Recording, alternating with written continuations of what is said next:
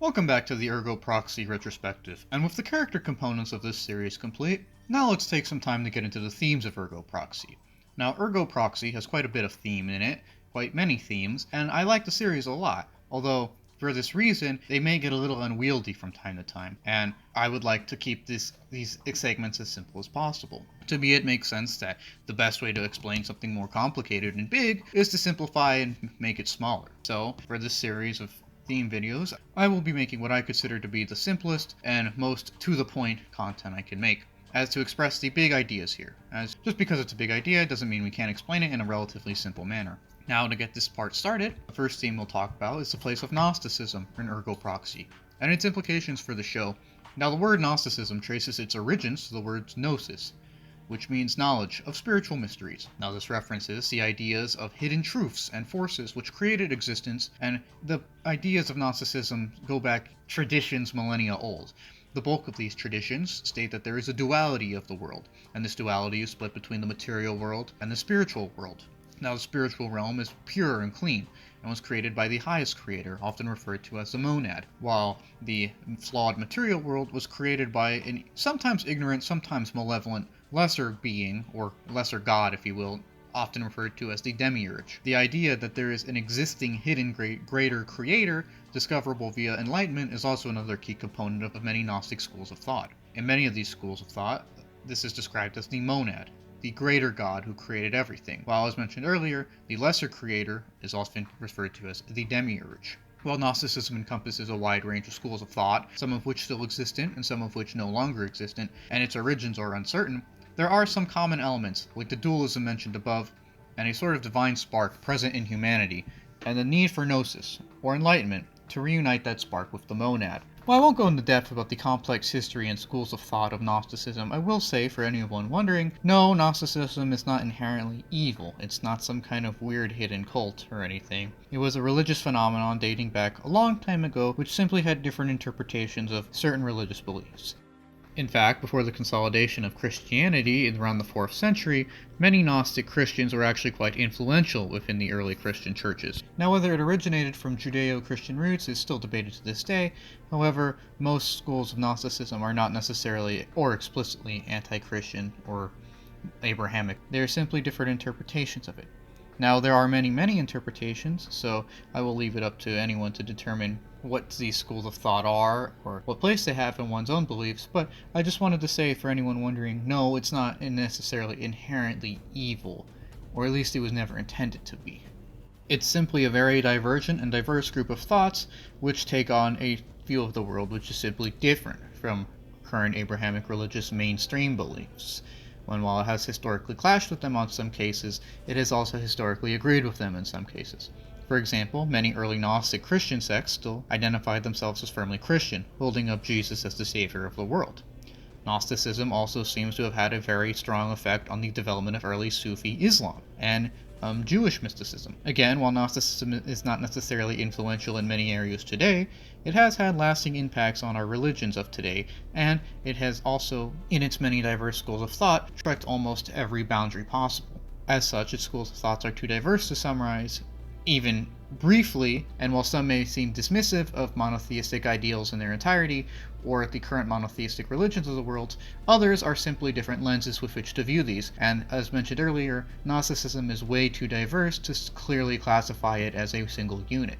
Each school of thought must be approached individually, and from there interpreted with one's own beliefs. With all of this in mind, it's pretty clear how Gnostic themes reflect in the series. Seemingly average people, Riel and Vincent, are caught in a hyper-material and flawed world, unaware of their true power and self, and soon voyage out to learn more about themselves and the nature of the world. Along the way, they slowly start to learn more and more, realizing that the seeming creators of this world, proxies, are nothing more than creations themselves, demiurges. While they have great power, they are not the be-all end-all, and the quest continues as Vincent and Riel learn that the answers they seek are within themselves. This, of course, is referencing enlightenment, upon self-reflection. Upon returning to where the quest started, and metaphorically themselves, they now know that there is in fact a higher level of creator after some reflection. Upon announcing this seemingly higher creator, Proxy 1, reveals itself, and this is where the interpretation can be taken one of two ways. The first would see Proxy 1 as a sort of monad. I mean, he did create Vincent, who did build Romdau, although this goes against the views that the monad is the highest creator and still benevolent. Now, Proxy 1 is obviously not benevolent, and he obviously hints that he was made by someone else. The other interpretation, and the one that the show seems to subscribe to, and that I subscribe to, is that Proxy 1 is simply a sort of higher demiurge, although still an imperfect and flawed creator and creation, either incredibly misguided or willingly malevolent. By interacting with this hidden being, Vincent learns the truth of himself and his purported purpose, his assigned role, although he goes against this and instead tries to purge the evil Proxy 1 from the world and establish his own path. Vincent, in turn, is offered escape, quote-unquote escape, by Monad Proxy into the, quote, divine light. Whether this is actual divine light or just sunlight isn't explicitly stated, although to me it seems it's just sunlight, and Monad Proxy is asking Vincent if he simply wants to quit existing. Now, Monad Proxy isn't truly enlightened or a monad herself, they just gave her this name for symbolic purposes. Anyways, knowing that this isn't the right thing to do, and that Monad Proxy is just another creation of man, Vincent declines and decides to stay on Earth to care for those he loves and continue his self-realization and quest for enlightenment, which is more important to him than whatever comfort he can seek from the, quote, easy way out. And this is what all true Gnostics would seek. They would seek the enlightenment that comes from within and from reflecting on the hidden mysteries of the world. Fittingly enough, the real symbolic monad is never revealed, and this can be interpreted as many things. Now, when I say real symbolic monad, I mean the one that created all the proxies. And what did create all these proxies could be interpreted as one of many things. The true monad could be the scientist that made them. It could be the divine force that created the humanity and therefore the scientists. Or perhaps this really is a Gnostic world and there's a force above that which created the divine force making man. The point here is that there is many different answers, although the show's pseudo-religious tones and atmosphere hint that there is something out there. As for its impact on the show, the Gnostic component has a very widespread effect on it.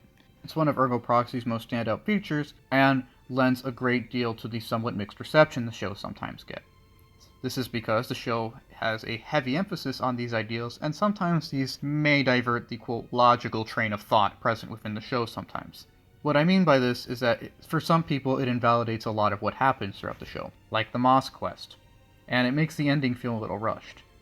I don't believe this to be the case, though, as the trip to Mosque was still essential for what it provided the cast in terms of enlightenment along the way, and this is fitting with the Gnostic search for enlightenment through journeying.